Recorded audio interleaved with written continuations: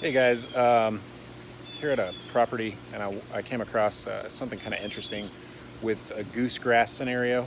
So I just wanted to do a quick video, show you the goose grass, where it's at, why it's there, all that good stuff. So I'm gonna flip you around here and we can discuss that a little bit.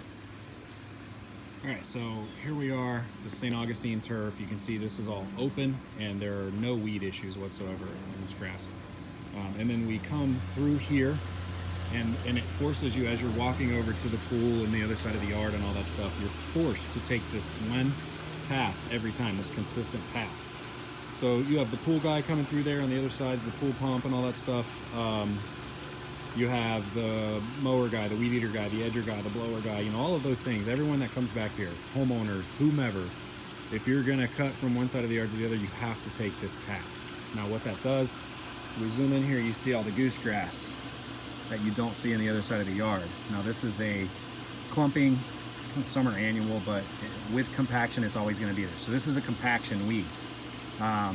You don't see it in any other parts of the yard, and again, it's because you're forced to take that one consistent path through here, and it compacts the soil over the course of time. So everyone walking on it consistently, everyone who comes back here and goes from one side of the yard to the other walks on it.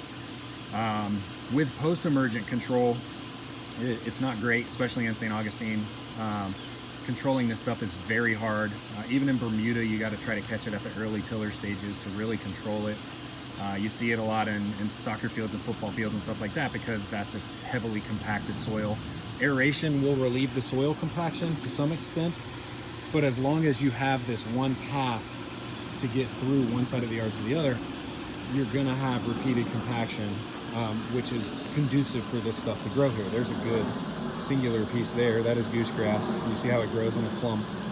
And yeah, it's very hard to control. And then as we walk through to the other part of the yard and we go over to the pool, you see as soon as it opens up and you're allowed to go right, left, center, wherever you want as far as walking, you no longer have that compaction issue because the traffic's spread out. So anyway, I found that kind of interesting here, so I wanted to share it. Hopefully you learned something from it.